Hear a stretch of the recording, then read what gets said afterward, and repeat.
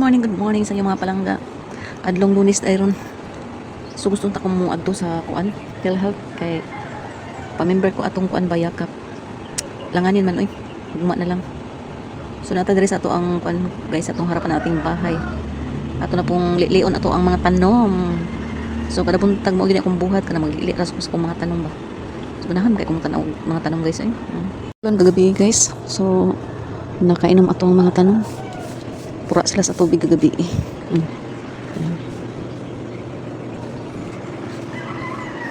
Kaysa nawang akong pink princess akong gikating.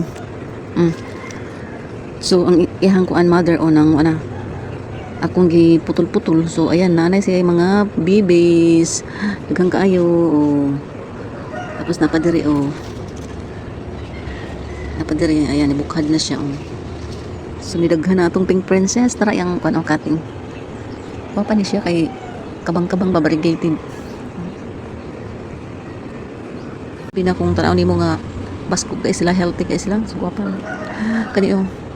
So daghan unta kong nakita sa kuan ba sa mga online nga mga tanom nga katong mga kaladyom nga magwapa kayo.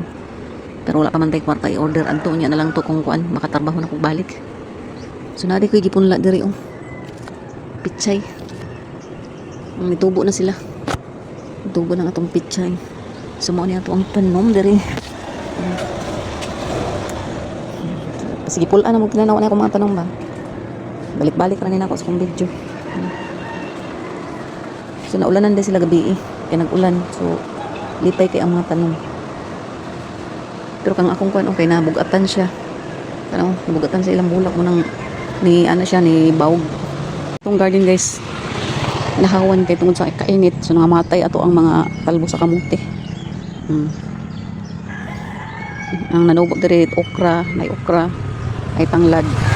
Dito ang tanglad. So na nabilin nga mga talbo sa kamuti tinangkong pero amot maulian pa ba na siya. Matag maulan na permanente. Kaya para makagulay nito. So nakita bagong saging kani siya. Tundan ni siya latundan. Kani siya mo ni akong karaan nga saging. Maining latundan kay pwede nimo manam-anam og kaon kay di malata kani mangod siya kay malata dali kay malata ang iyang hinog. So dako na hapit na mga bunga.